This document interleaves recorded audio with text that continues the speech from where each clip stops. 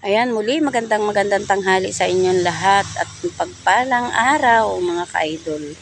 Ayan, andito naman ako ngayon sa ah, Barangay Inabuan. Ayan, andito yung napakalawak na palayan. Ayan o, kung makikita nyo yan.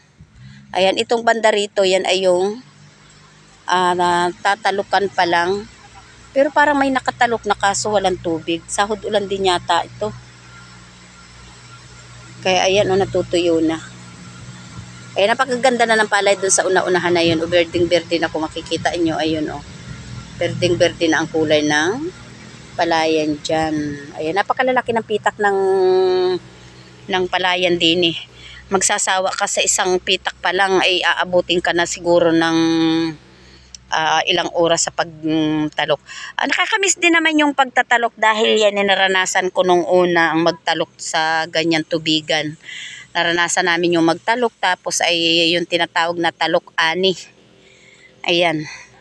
Pero hindi dito sa lugar na ito. Diyan lang yun sa malapit lang yan doon sa amin. Sa parteng ospital. Meron kasi dati doong tubigan na kami yung nagtatalok ani doon. Kaya naranasan ko yung ganyang pagtatalok sa ganyan. Napakasakit sa balugbog at likod. Ayan, napakaganda ng tanawin dito mga ka-idol. Ayan, sabi lang napakalawak na palayan. Meron akong kapag ka nanonood ako ng ini-upload na mga video ni DGM, napakaganda talagang nalilibang ako ng panonood sa mga ini-upload nun. Kahit siya dire-diretso yung panakbo, malilibang ka naman talaga sa bawat dinadaanan niya dahil makikita mo yung kagandahan ng kalikasan, ng yaman ng kalikasan dahil puro palayan ang makikita mo sa ini-upload ni Idol DGM. Shout out sa iyo, Idol. Ayan, lagi kong inaabangan ang mga ini-upload mong mga video dahil ako talaga ay nare-relax na manood ng iyong mga ini-upload. Dangan nga lang at minsan ay talagang busy ako.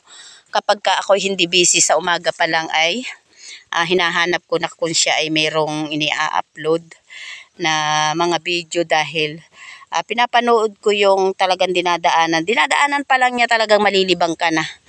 Puro kayamanan ng kalikasan ang makikita mo sa bawat dinadaanan niya. At talaga namang ikaw ay malilibang. Ayan, yung pinakang ibabaw na yan, nandyan yung kalsada na iniwanan ko sila dyan sa ibabaw na yan. Nakita ko kasi ito kanina nung daan namin. Sabi ko ako ititigil niya dito pagbalik namin at ibibideo ko ito dahil ayan natutuwa talaga ako kapag ganito yung mga nakikita kong mga tanawin. Namimiss ko kasi yung dating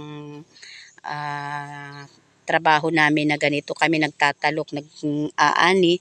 Tapos kapag walang yung konti lang ang inaani namin, talagang naranasan namin yung kami ng mano-mano at hindi tracer yung ginagamit. Ayan mga ka-idol. Magandang tanghali na lang at muli ay magpapaalam na ako dahil baka ako inaantay na nila doon sa kalsada. Baka yung aking sinasakyang habal-habal ay naiiritan sa akin sa kapapababa ko sa magagandang view na nakikita ko. Hindi man talagang magandang view dahil wala naman talaga kaming magaganda pang view na dinadaanan. Kumbaga o pinupuntahan. Kumbaga ay sa mga ganitong simpleng video lang. Ito pa lang ang kaya namin na mai-upload at maipakita sa inyo dahil wala pa talaga kaming kakayanan na kami ay pumunta sa mga magagandang lugar. Ayan. Kaya ganito pa lang. Sabi lang sana mapagtiyagaan nyo pang panoorin ang aming mga ini-upload na mga video kahit sabi lang ay simpleng video lang. Ayan, andito na kami ulit sa ibabaw ng ano kahoyin ito? Ang laki Ang sarap umakyat dyan sa puno. Ang alin? Nagulay talaga yan.